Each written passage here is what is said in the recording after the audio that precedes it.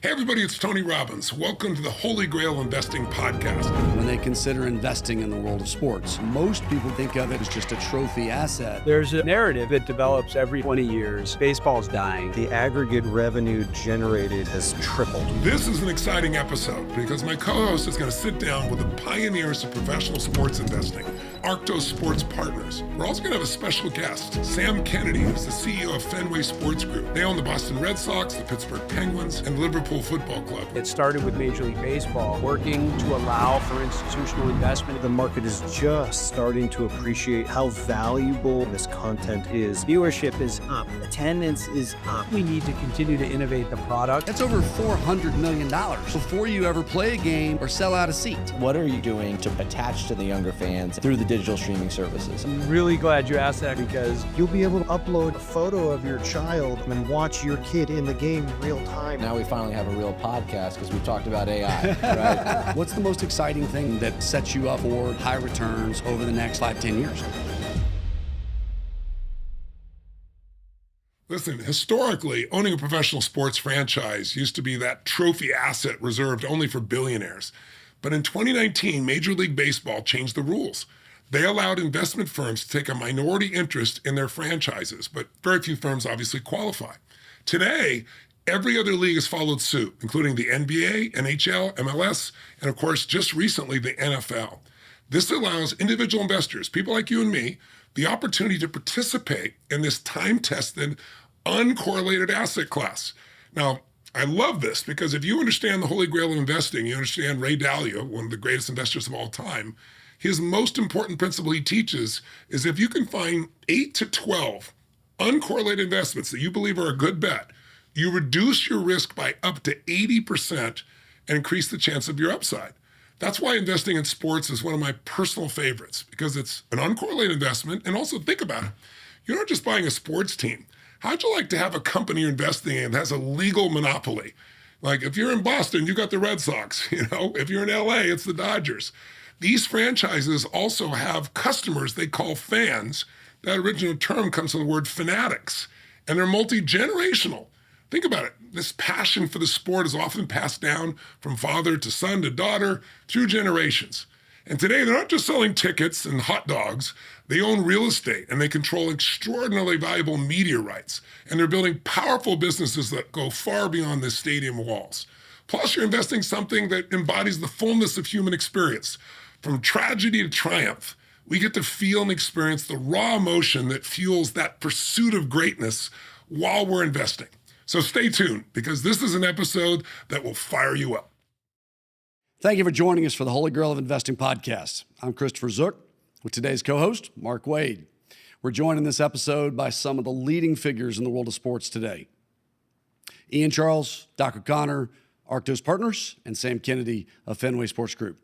Thank you for joining us for what we know is going to be a lively conversation to discuss a sector that is changing dramatically. And literally right now, that's where we're going to start.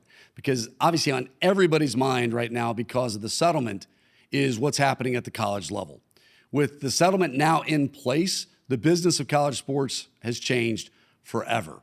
So Ian, Doc, tell us what's happening in college sports and what does it mean for private equity? What's the private equity role going to be in college sports going forward? Wow, listen, that's actually a really tough real-time question. Collegiate sports is going through a period of incredible transformation and change. You have conference realignment. You have the advent of name, image, and likeness, or NIL. You now have revenue share with players. All three of those things are going to amplify each other and create even more uncertainty around Title IX and which sports have enduring, lasting relevance within each of these programs. And the backdrop of all of this is that as collegiate athletics becomes more about money, revenue generation and revenue creation around this experience, consuming this particular form of live entertainment, the professionalization of that experience is becoming more and more important.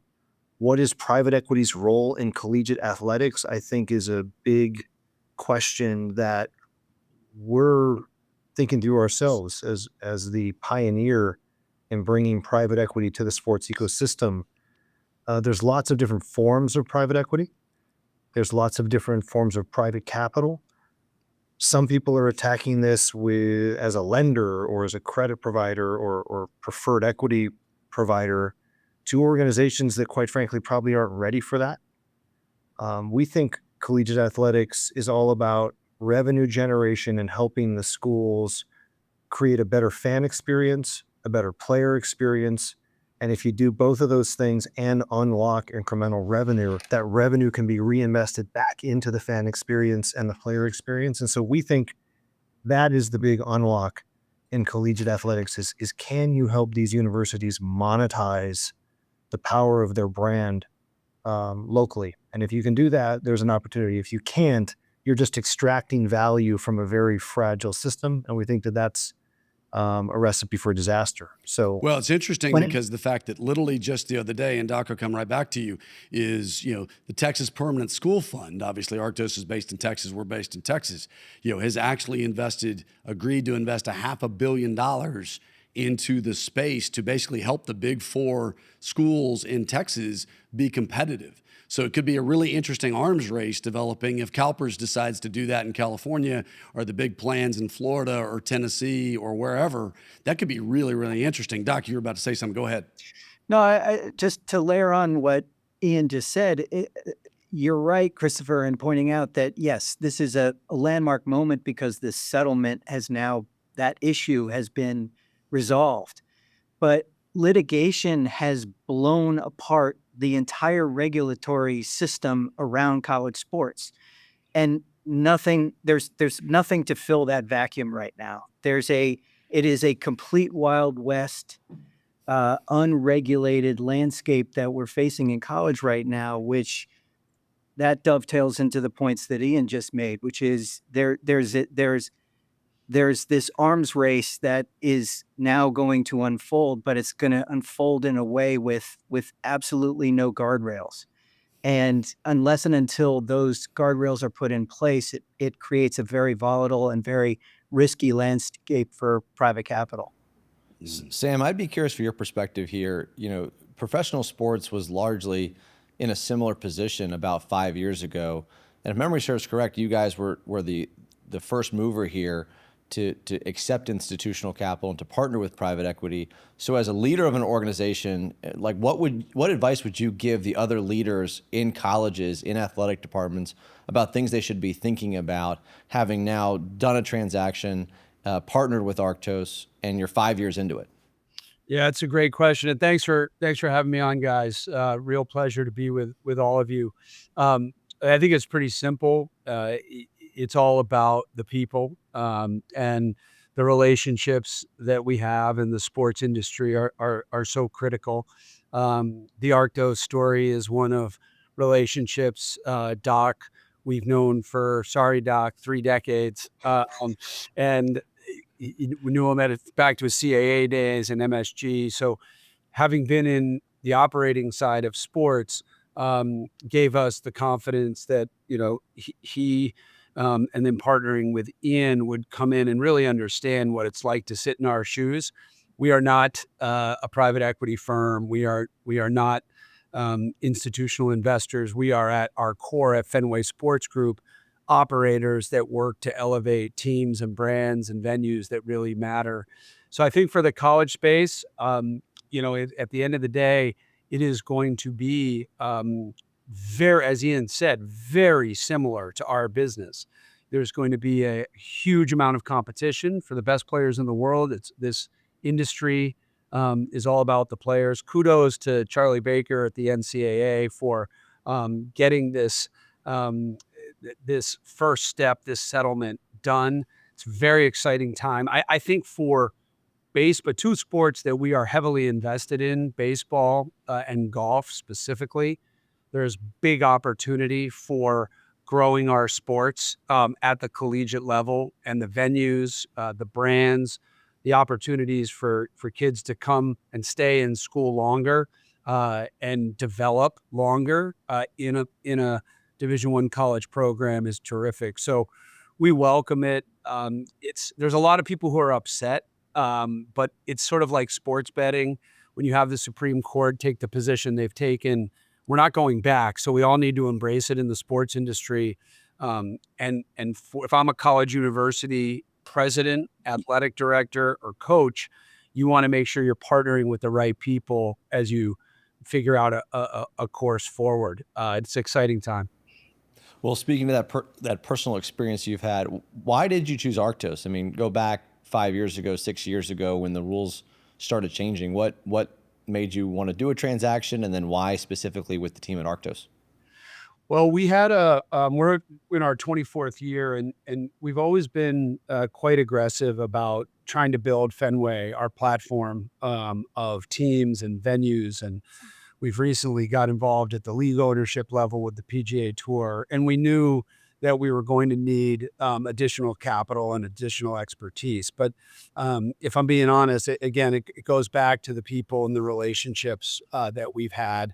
And we worked with Major League Baseball on this because our principal owner, John Henry, actually, as Ian and Doc will recall, had an idea that potentially bringing on institutional investment would be a great thing for Major League Baseball.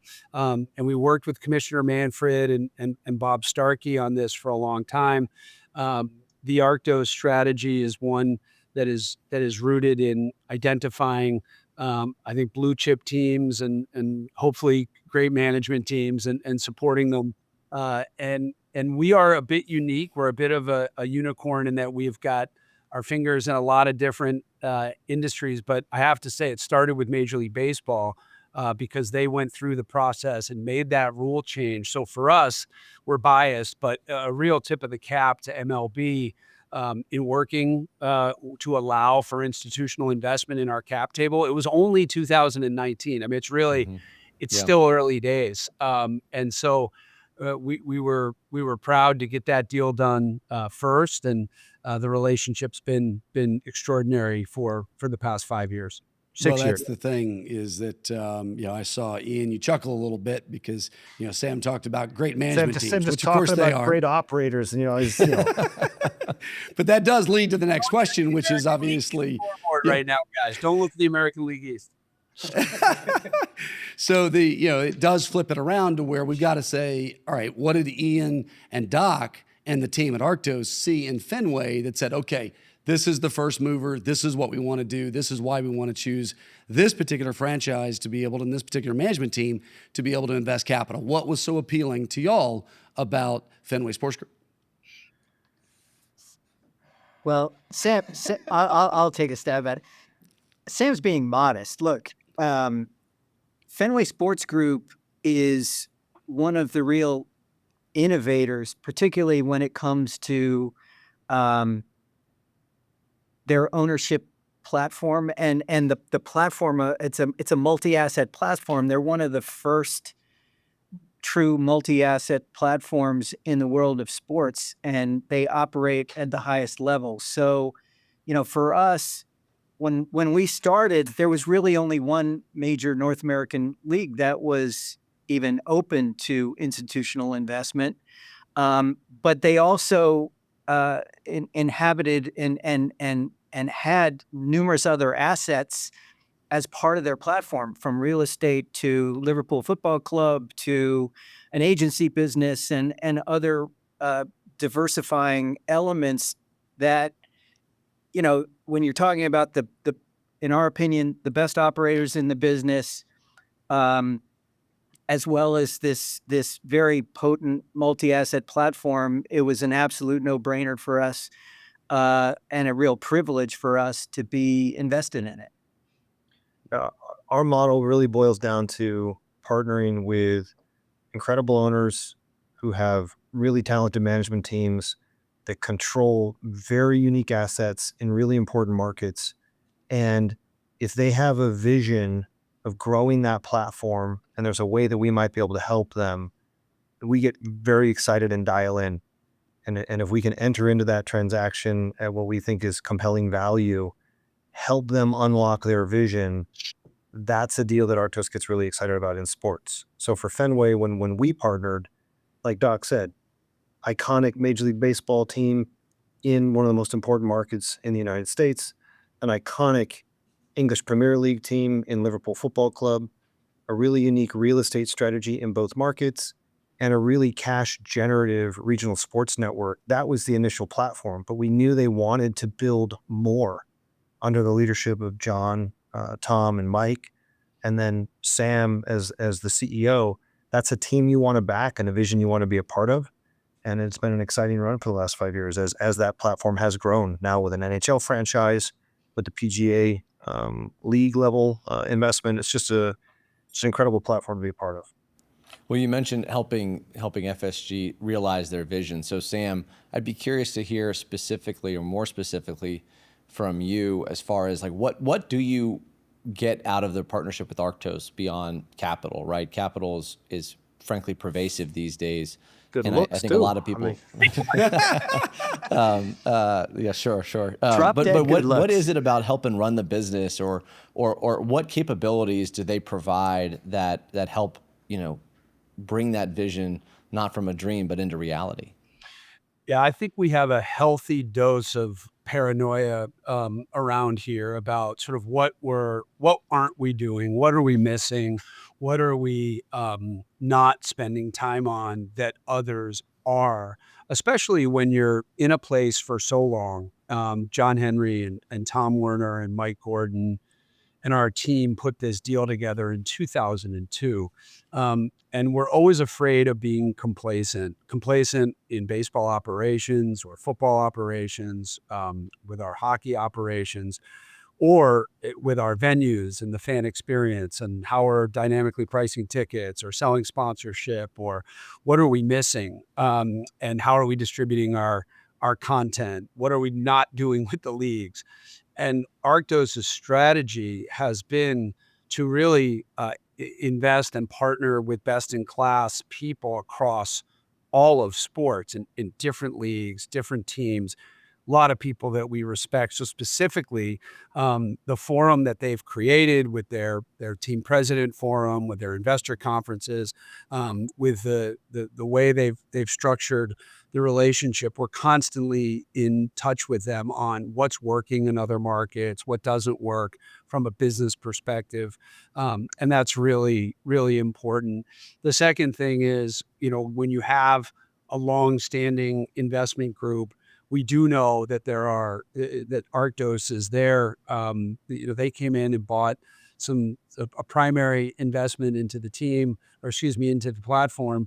But if there are investors, thankfully we've had investors that have wanted to stay in. But if there are investors who are looking for a source of liquidity, that's something that Arctos would be willing to look at and discuss with us. And I know that that's been something that the industry generally has appreciated.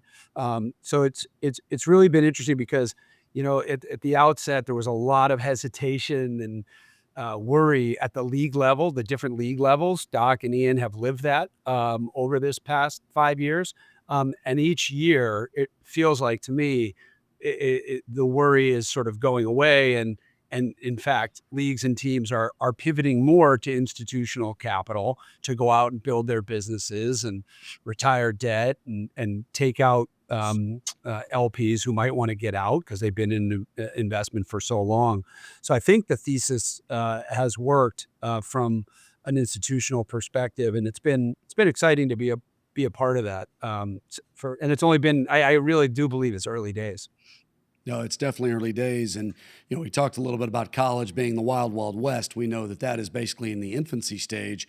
But Ian and Doc, as we look at the rest of the world of sports outside of college, what's the most exciting thing right now? What's the most interesting that y'all are seeing that really, sets you up for the deployment of capital, high returns, hopefully, over the next, 5-10 years? I think we'll probably have slightly different answers to this. I'm sure Sam's answer to this question will also be a little bit different. For me, I think the market is just starting to appreciate and understand how valuable this intellectual property and this content is, both to the traditional kind of legacy media system and the new streaming technology-driven kind of media platforms. This content is critical to both of those very profitable, very large ecosystems. And the leagues are starting to unlock partnerships across the legacy structure and the new streaming infrastructure. They're also starting to figure out how to build new lines of connectivity and fan engagement through augmented reality, which is going to create a whole nother layer of monetization of this content and engagement with the fan globally. It's the combination of unlocking this IP through a variety of different technology layers, and then providing access to this content in wrappers that are customized, again, through technology and augmented reality for the end user, the way they want to consume it, in the language they want to consume it in, with the skin kind of wrapper that they want to consume it in, with the thread, gambling, no gambling. Everything will be able to be customized for the end user over the next 5 to 10 years. Well, let's talk about that for a second, Ian, yeah. because I want to make sure the audience is following. Augmented reality to the vast majority of people is something that's a term most don't follow. So what do you mean by that? Let's get real specific. I'll give real-time examples. For the last couple of years, you've been able to watch the Super Bowl on Nickelodeon with SpongeBob and slime cannons. You've been able to watch football games with a Toy Story augmented reality where it looks like the game is happening on Andy's bedroom floor with all of his toys. You'll be able to watch games with your child, uploading a photo of your child onto the favorite player that you have on the team, and watch your kid in the game real time, no lag. They're going to watch the game because they're in the game. You're going to watch the game because you love the Red Sox. And that kind of application and reach into the home, into the family, as a way to connect people to this content for generational kind of longevity. The technology enables that kind of opportunity for this ecosystem, and it's incredibly powerful. Another example of this would be applications of generative AI. If you just listen to the broadcast of a baseball game or a football game, you hear these very weird terms, like bottom of the eighth, a pigskin, clouded dust, like these. It's really hard to get a real-time translation of a Red Sox game into Thai. But that is an application of generative AI where you can start to stream content real-time in market, in the native language, no lag, with a very, very high accuracy rate, and expand the reach of these leagues and their content globally in a way that they haven't been able to do so far. So the technology enabling this content to be monetized in different ways and reach a global audience is something I'm probably the most excited about over the next 5 to 10 years. It took us a couple of minutes to get into it, but now we finally have a real podcast because we've talked about AI, right? Exactly. Otherwise it doesn't count. The good news is Doc can't spell AI, so we're in good shape. I can't spell IRR Yeah, we either, waited for this that long matter, to get to so, the first insult. It just is what it is. Well, I'd be curious, maybe Sam, thinking about like specifically on the baseball side of things. I know you guys touch a lot of different sports, but you have one of the most iconic franchises in the history of baseball. And there's been a lot of talk about the things that baseball has done recently about changing the way the game is played and the different things. How are you thinking about connecting the game today to America's youth so that it stays America's pastime? What are you, if you think about this AI and generative this and augmented reality that, like, how does that boil down to like what you're doing day to day, at Fenway Park to bring in the younger fans and to attach to them through the digital streaming services in their home? Yeah, I'm really glad you asked that question because, if you go back in history over 100 years, there's a narrative typically that develops every 15, 20 years is baseball dying. Baseball's dying. You go back way, way, way back, and you talk about gambling scandals, or you talk about what happened in World War I and World War II. You talk about the steroid era, and baseball the last 20 years, we were slow to adjust and innovate on our product. And there was another narrative that baseball is becoming boring, it's slow, there's not enough action. Thanks to the leadership at the team level, at the union, people within Major League Baseball, we made some aggressive rule changes around a pitch clock, around bigger bases, around banning the shift, and we saw immediate results from those changes. So I think we need to continue to innovate the product, number one. The way the game is played on the field, we need more balls in play. We need to have more triples. We need to have an exciting brand of baseball that's more athletic, and we're getting there. And we need to continue to be bold in innovating how the game's played on the field, number one. Number two, we have to make it accessible. Every ballpark across the country has to be accessible to all fans.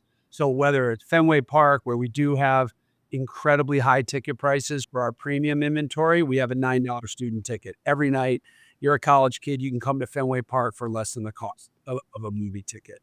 And we have to recognize we have to meet fans. The last thing is meet them where they are.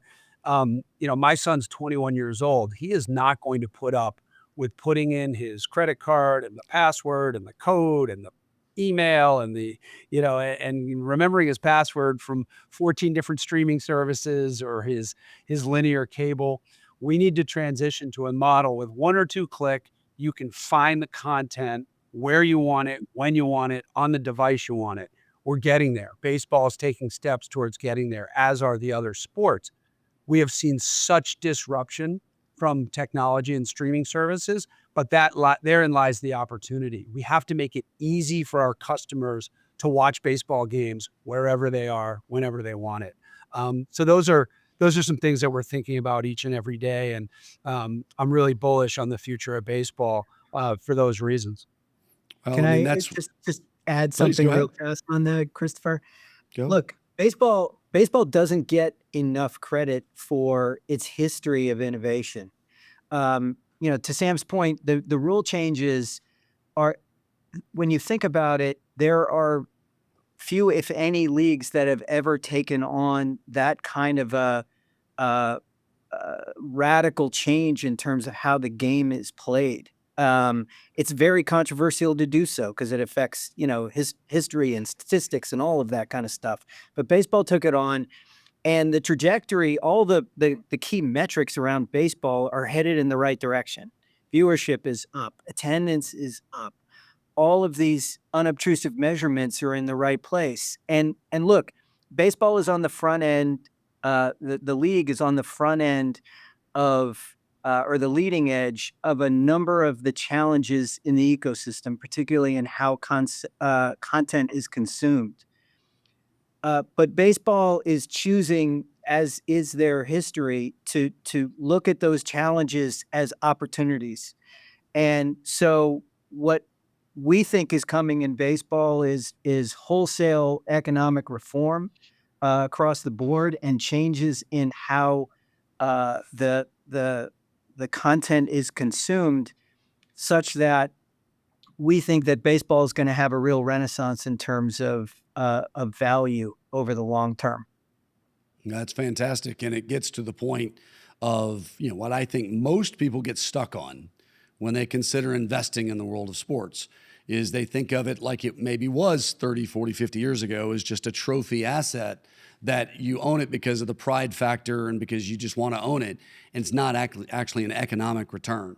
So obviously at Arctos, what y'all have done is completely institutionalize the approach and look at it as true institutional investment capital. So what would you say to the audience that says, oh, this is not a good business model, it's just a lot of fun, but this is not where you're going to make money by investing in it? How would you answer that question, gentlemen?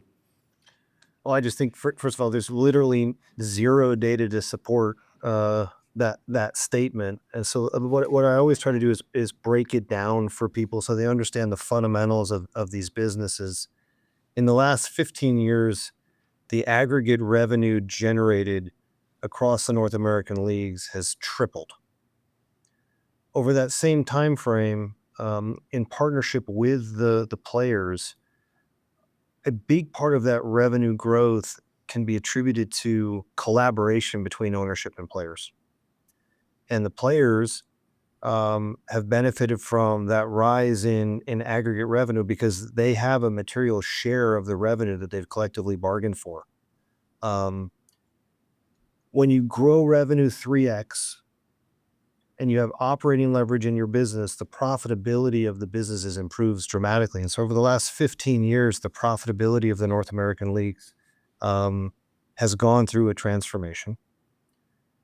Over the last 50 years, owning equity in the North American clubs has been able to compound.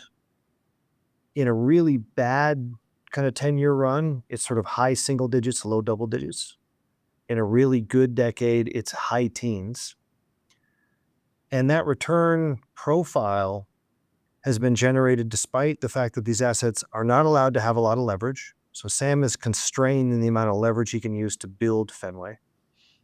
They have been unable to access institutional capital until the last 3 to 5 years, depending on the league. That return, that high single digit to high teen return profile with low leverage, has been generated with very low volatility and almost no correlation to every other major industry or asset class. And our thesis is that you can pick great operators and ownership groups like Fenway. You can enter those assets with a disciplined kind of valuation framework. You can help them unlock their vision, and the combination of those three things should allow you to outperform the aggregate performance of sports over a long horizon. And if you are an institutional investor or you're an individual investor trying to build a diversified portfolio, it's very hard to find a return stream that has a historical compounding potential that's kind of low double digits with very low leverage and very low correlation with an alpha opportunity. And that's So the one of the most combination of interesting all things those right things, now. yeah, is what we're Good. trying to do. No, I totally get it. And one of the things that's fascinating is, of course, it's all very public knowledge right now, but Arctos just recently acquired a stake in the Buffalo Bills and the Los Angeles Chargers. And so the average person sees these eye-popping numbers of $7-8 billion now on team valuations, and they just think, oh, this is a bubble, this is going to pop, et cetera, et cetera. Rebut that. Explain why those two teams were great to partner with, and ultimately what you see as the driver of economic value for something like the NFL, which is just brand new as of December, to be able to invest in. Yeah, when people react to the headline value of any transaction in this market, one of the things that they're reacting to is the fact that this market has very low frequency price discovery, is the technical term. It's very rare for one of these assets to be valued in a proper buy-sell negotiation. They might go a decade without that price discovery. And over that time frame, you have this sort of compounding of revenue growth, this improving in profitability, and it's really hard for most people to process that headline number into an annualized return profile. So a lot of people see these numbers and say, "Oh my gosh, sports valuations seem out of control or bubbly." The S&P 500 has compounded at a higher rate than sports in the last 5 years, right? A lot of people would argue that the S&P might be a little bubbly too, but that's a different conversation for a different day. That's a different conversation. I think the thing that is a sign of a market that has a really imbalanced supply-demand relationship that creates pricing anomalies. You have an influx of new buyers. You have an influx or opening of leverage availability. Neither of those things are true in sport. A number of institutional investors have been approved to invest in sport in the big 5 North American leagues, less than 5, right? And what you really have is these assets have gone through a transformation in the last 10 to 15 years where they used to have what's called a cost of carry, where from time to time you'd have to put money in to keep them running. Now, more than 3/4 of them have a negative cost of carry. They generate free cash flow and EBITDA that can be reinvested in the platform. And so you actually get paid to hold these assets for long periods of time. And they have this very unique compounding, diversifying benefit. I mean, And I so- love the way that you put that, Ian, is that, Yeah. for so many people, they just see the headline number, it goes from Yeah. 4 billion to 8 billion. But the fact that revenue has doubled is not something they think about, right? They don't think about actually the value has actually gone up because the revenue's gone up and the corresponding profitability has gone up. And people just hear of something in a vacuum. And, the discovery that you talk about, just another layman's term would be they don't trade very often. So as a result, people just look up and go, oh my gosh. Well, what hopefully everybody understands is that the opportunity set is now so much greater and so many new lines of revenue are opening up that the valuations are logical to be going up at this rate because of the fact that the opportunity set is also going up at an accelerating rate. To layer on that, you gotta, there's this whole evolution and transformation that's happened with a given sports franchise, right? I'm old enough to remember when all of these assets were primarily local assets, local audiences, local media, local live events. Today, we are living in a world where these are truly global assets. If you're talking about major leagues, you're talking about global assets. Liverpool Football Club is known around the world. The Boston Red Sox known around the world. And their content is consumed around the world. There's fandom around the world. And the ability to monetize that fandom has exploded. It's exponential from what it was just 20 years ago. Well, look, this is an investing podcast, so I don't want to have anybody think that investing in this space is without risk. The biggest risk in investing in sport is paying too high a price. You can take a great asset and overpay for it and have a bad deal, right? But in this market, there is this really high friction that makes it really hard for lots of people to come in and invest in these assets. And that friction makes it really hard for efficient pricing. There's one exception to that, and that's when control of one of these assets is available. Being the control owner of one of these assets is the fastest path to civic leadership in this country. It comes with tremendous non-economic benefits. And when these assets come available for sale for control, they do tend to sell for 20 to 40% above their intrinsic value. That's not a place where we spend a lot of time. We spend time helping existing owners and operators unlock their vision, right? And so your entry point matters. The pricing in this market is actually quite logical. And the key to generating alpha is having disciplined entry valuations in great assets with great operators in great markets, and then diversifying your error in that by building the portfolio across 10 to 12 positions. My name is Christopher Zook, founder of Kaz Investments. We wanted to provide a little bit more detail about the conversation that we're having today, so we created a white paper for you. Go to whyprosports.com, whyprosports.com, and you can download that white paper where you can get some more detailed information about this topic. With that, back to the program.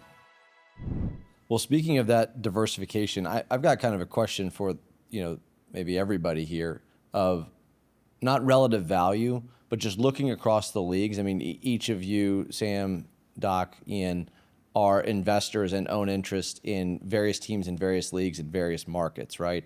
So thinking about that, and maybe even something that you don't already own a stake in, or you would like to, or you want to grow into, which leagues are you most interested in? And I recognize, I mean, I'm the father of 4 young kids, if you couldn't tell from the bags under my eyes. But you're sort of asking, like, which one of your kids do you love the most? It's probably the one who's not screaming at me in that moment. But it's a little bit of the same question to you all. But how do you guys think about, okay, we're deploying money. We have the opportunity to deploy money and to invest into different teams in different leagues. How do you decide which one you want to buy? Like, what's interesting to you? What are you pursuing? Where are you looking for opportunities, to deploy more capital into? Sam, we'll start with you.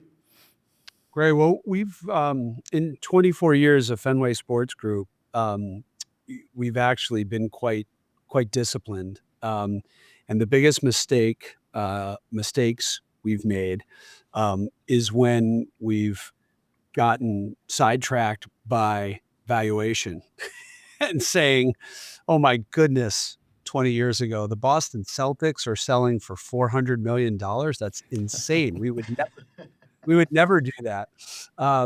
And we've had our shots at NFL teams, NBA teams, other NBA teams.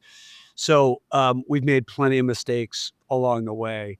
But in terms of where we are not, to specifically answer your question, um, we are great admirers of the NFL, not just because of the eye-popping, valuation, but if you look at what the Commissioner Goodell and their leadership team have done to make sure the product is changing and is innovative, has connected with the next generation of fans, making rule changes at almost every meeting, it seems like, as an outsider. And then you peel back the onion, as Ian said, I think you could make a case that the valuations there are extremely low, given at least what I've seen from the outside, the cash flow of these businesses seem to be. I don't know, I'm an outsider, but very, very, very fond of the NFL and what they've been able to do. And then you look at the NBA, and Adam Silver's leadership has been just extraordinary. We're not involved in the NBA today. It is an incredible success story of turning a league into a global phenomenon and really celebrating the partnership between the players and the owners, playing around the globe, taking their product to the next level. So we've always had an interest in those two leagues. We haven't found the right point of entry, but from a Fenway Sports Group perspective, that's something we think about. And then internationally and globally, our experience, we've been in Liverpool Football Club since 2010. It's been a magic carpet ride. We made every mistake in the book in the early days, and we've had some success more recently.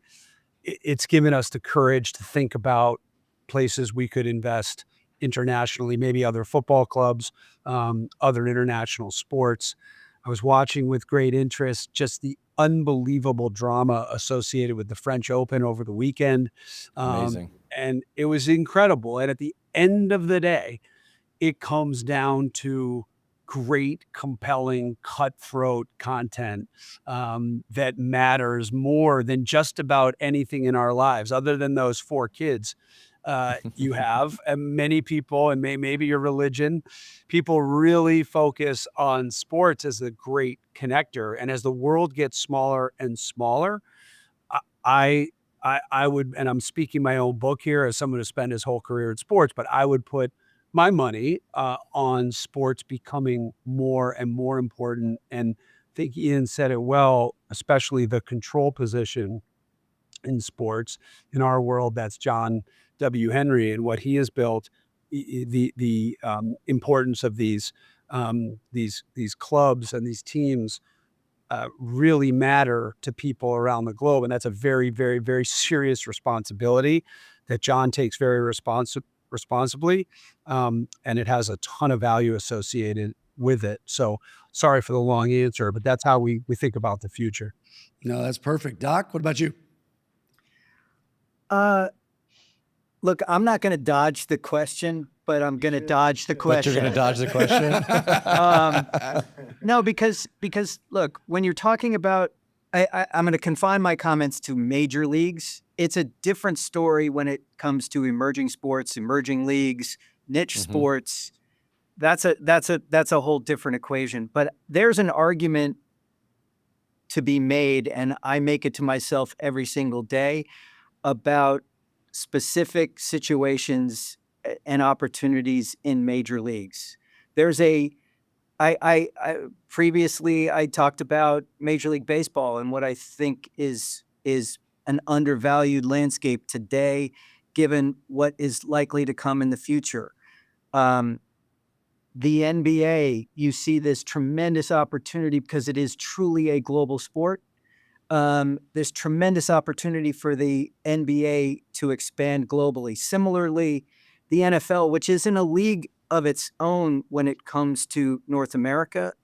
Why is that? I mean, I'm really curious about this, right? Like, why? What do you think the NFL has done that makes it so much more valuable? I mean, like, there's all the statistics around being the most watched sport. I mean, I read an interesting article that talked about the media rights of all the English Premier League and French Premier League and Italian Premier League still added up don't equal the NFL. Like, why is it such a premium media asset? Is it just because Americans spend a lot of money, or what else is going on there? Well, it does have to do with the fact that it resides in the single largest Consumer market in the world, and this has been built over decades, but it's become a cultural touchstone. It is part of our. It's embedded so deeply in our culture that it has become a tradition and a ritual to consume this content on Sundays and Monday nights and Thursday nights, and it has transcended other leagues. There are some things structurally that make it that cause that. So there's only 17 games a year, maybe soon to be 18. The season is relatively short relative to other leagues. The scarcity of content makes the individual games more valuable. I mean, there's every weekend and every game becomes consequential and Drama. It has a number of structural elements that lend it to be more valuable from a content standpoint. But remember, that's confined mainly to North America. So when you're talking about opportunities, the ability and Commissioner rightfully is very focused, and the owners too, very focused on global expansion. There's big opportunities out there to grow the NFL market.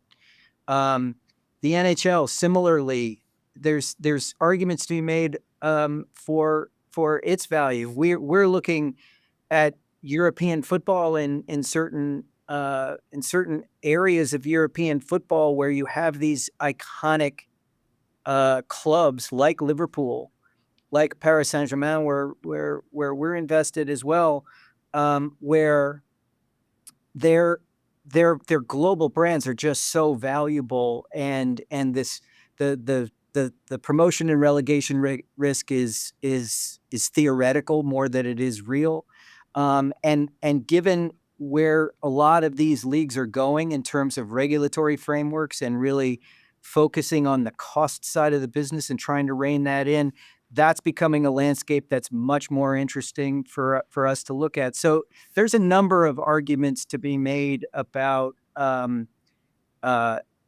each of these leagues without truly favoring one over the other. So, Ian, we'll close on that question with you.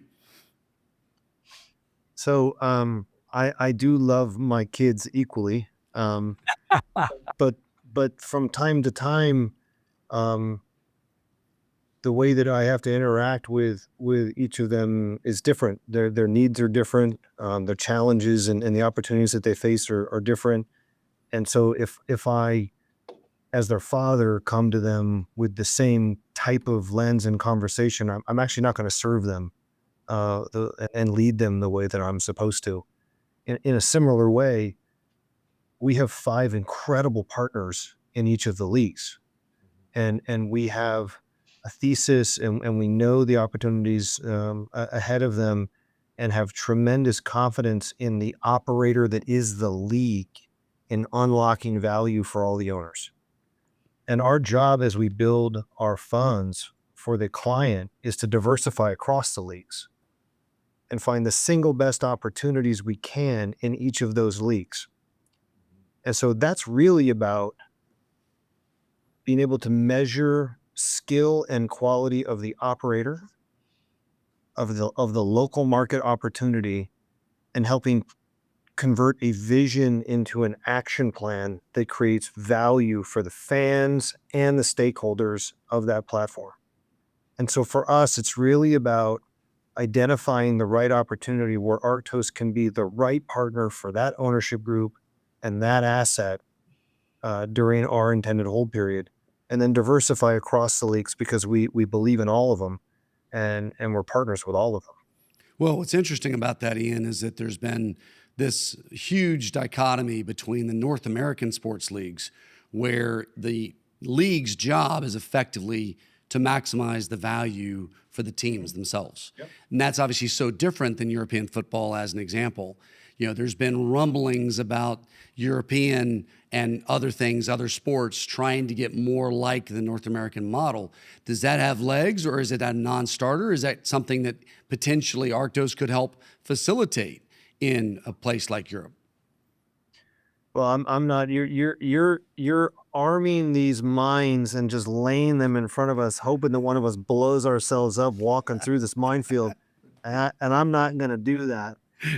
Would I do that to you, Ian? I would never do that to you. I like my legs, right? So, one of the things I would say is, look, when we started this thing 5.5 years ago, it's going to be embarrassing. I never heard of relegation. I didn't know what that was. And for the audience that doesn't know what that is, if your team sucks and you finish at the bottom of the league, you get demoted. It's like if the Red Sox finish in last place, they become a AAA baseball team. The idea that could happen was insane to me when we started this thing. It really is kind of a mind trip for the first time you hear it. But that risk exists in Europe, right? And even if it's very small, 1%, a 1% risk compounded over 30 years in a row is not immaterial, right? It actually matters. The other thing that I think is really different about these international leagues relative to the North American leagues, where you place in the league determines your payout from the league, right? It doesn't matter what place the Red Sox finish this year. They're going to get the same check as every other team in Major League Baseball, right? Well, let's be clear. It does matter. It does. It matters. It matters. But in relation to your share of the league generated value, it doesn't matter in North America. But it's critical over there. Where you finish qualifies you for European tournaments that generate even more lucrative sources of value. And at the local league level in Europe, you asked earlier, why is the NFL so much bigger? The United States GDP and consumer market is 35 to 50% bigger than all of Europe, right? And we have 10 to 12 real companies that need the content that comes out of the North American leagues. In most European countries, there's one dominant media company. If you're lucky, there's two.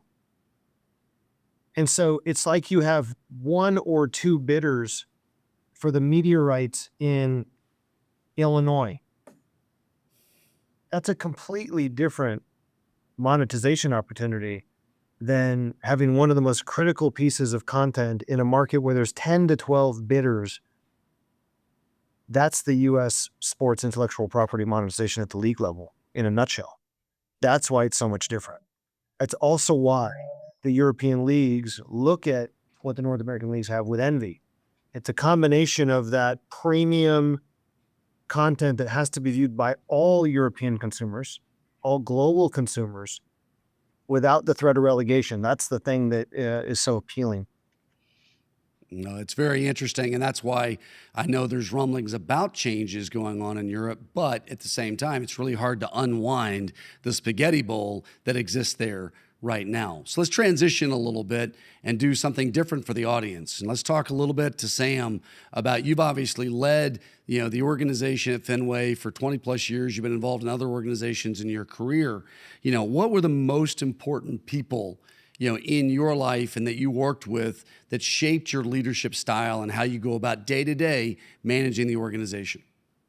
Well, we've been blessed with incredible mentors along the way. I know Doc and Ian would say the same thing. For me, it's hard to think about anybody other than Larry Lucchino, who was our CEO when I started in my first full-time job in baseball at the San Diego Padres, and he came here to Boston, and I had a chance to work for him for 25 plus years.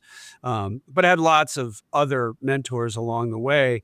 I think of people like Theo Epstein, who is back now as an investor with us, was our general manager here and in Chicago with the Cubs. So we've been blessed with great people along the way, and there's so many across the industry. People like Todd and Tim Lywicki. I know that'll bring a smile to Doc's face.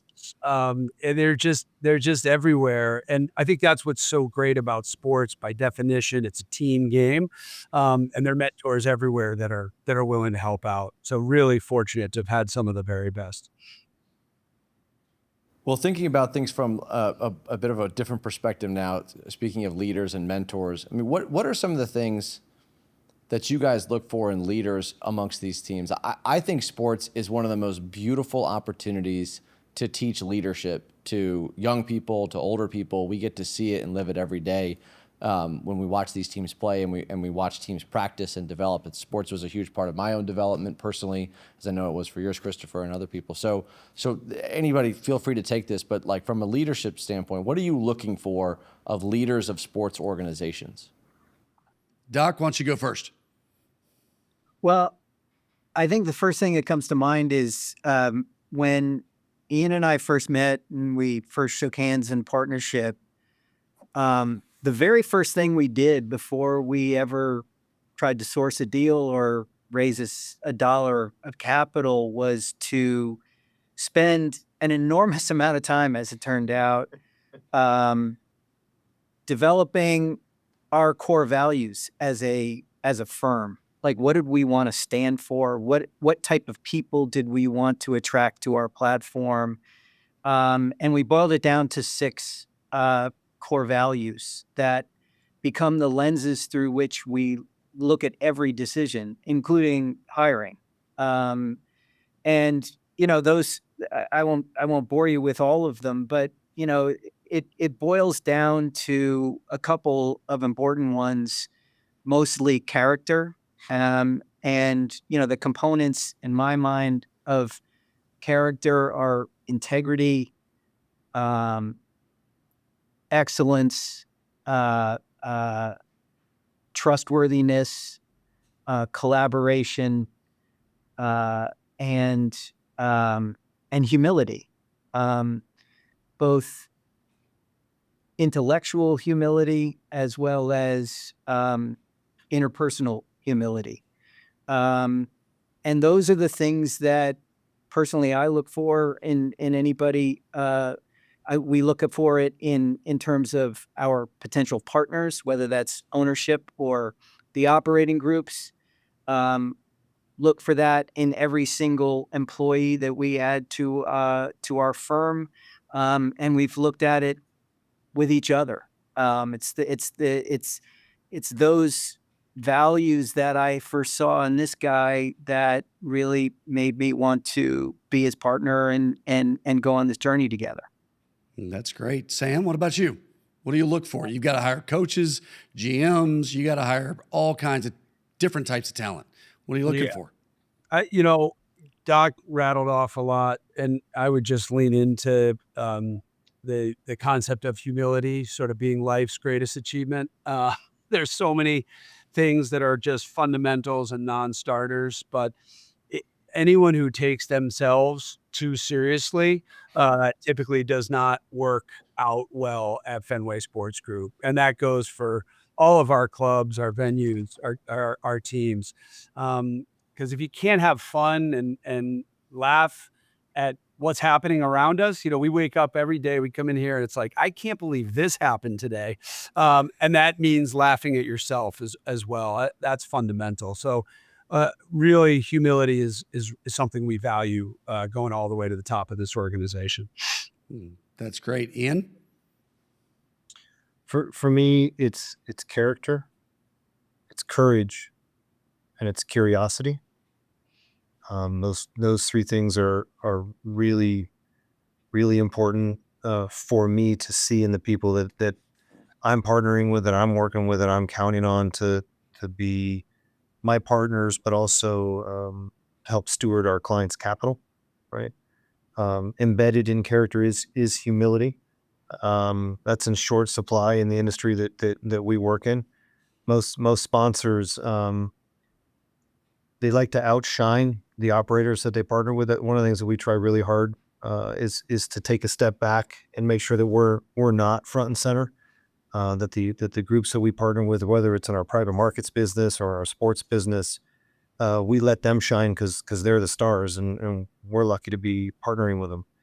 I think some sponsors like to use the fund to pretend that they're a control owner, or they like to use the fund to articulate that maybe they invented sport or they invented media rights or whatever. Our job is simply to try to create value and be the best partner we can for as many of the great operators that want a partner. And if we just focus on that and partner with people that have character, courage, and curiosity, the rest of it's going to take care of itself. Well, one of the things that I hear all the time from listeners and people who watch the podcast and other places is those are great things, but they're really hard to know before you hire somebody. So how do you go about, as much practicality as you are willing to share to figure out who's got character, who's got curiosity, and who's got courage before you actually get married to them, so to speak, by bringing them into the organization? The method is called the torque method. You arm wrestle them. Is that what you're telling me? There's not a lot of people that would take that bet with me. But if you threaten them with a reference check, when I speak to your former boss, what are they going to tell me about your character? When I speak to your former boss, what will they tell me your greatest weakness is? Right? Knowing you're going to go and make that check is a truth serum for people. And if they don't have those characters that you're asking about and testing for, but they know you're going to make the call, magically they vanish from your pipeline. They opt out because they're a fraud, right? And so that method, combined with making sure that the people on your team responsible for talent are some of the best people at your firm, because stars attract stars. If A-grade talent sees A-grade talent, they get excited and they want to be a part of what you're doing. If you're a B, you undermine A's. You don't want A's around you. So the key is to make sure the people selecting your talent are some of the best talent that you have. So I picked up two really interesting new terms today. The torque method, to be able to hire people more effectively, and cutthroat competition, that is what actually makes people want to watch live sports. That's what I heard from Sam earlier today. But so we are going to need to wrap it up there. And it's been great content. I know the audience got a huge amount of value. Ian, Doc, Sam, thank you for being with us today. Everyone stick around, because Mark and I are going to break down what we learned throughout this conversation. Thank you for joining us, guys. Thank y'all. Thanks, guys. Thanks, guys. Thank you. Guys, thank you very much. Appreciate it. That was fun. Well, Mark, obviously that was a fascinating conversation with people that, we know pretty well. But, when we talk about sports and we talk about the changes in it, what were some of your key takeaways?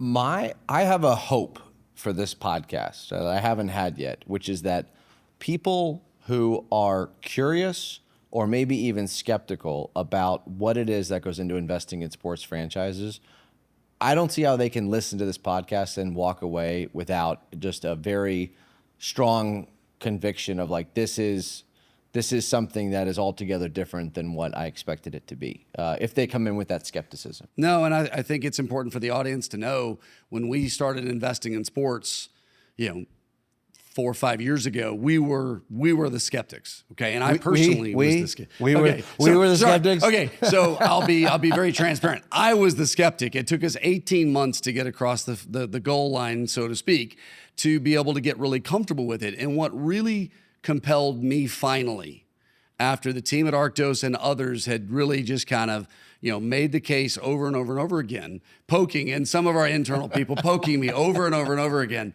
was that for my personal capital, what I want to see is resiliency and predictability and as much of a moat as you can have around a business.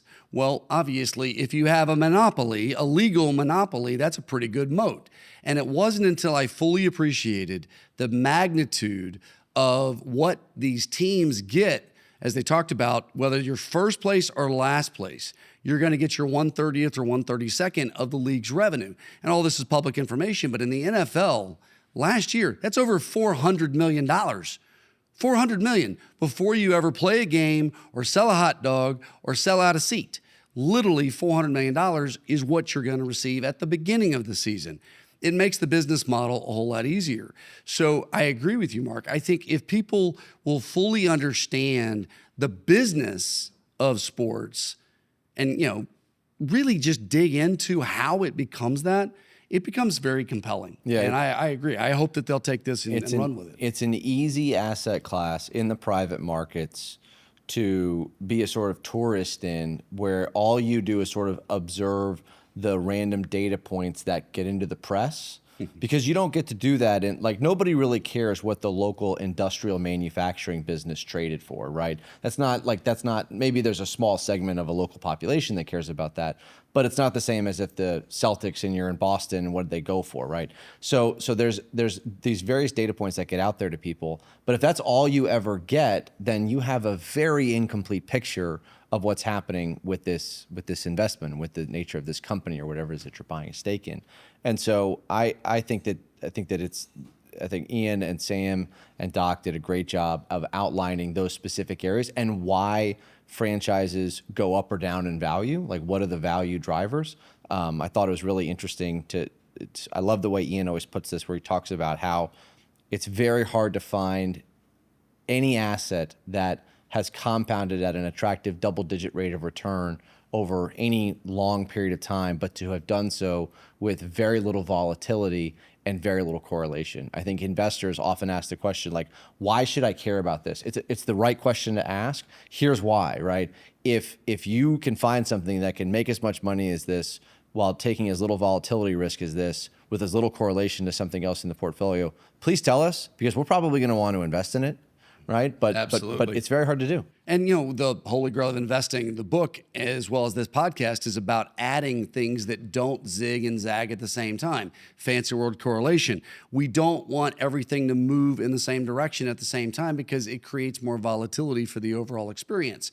Sports has virtually no correlation to anything else that most people have in their portfolio. And it just creates this really unique opportunity to be able to invest in something that's fun to be involved in. I got to tell you, I was in Europe when Paris Saint-Germain was playing, and everybody was talking about it, and every single screen had the game on. And while I'm not usually watching European football, I certainly did as I was walking around the streets of, in that particular case, Prague, and which is obviously not even close to, what you would expect to be all in for Paris Saint-Germain or for, or for an Italian team as well. Something I'm looking forward to seeing and watching come to fruition.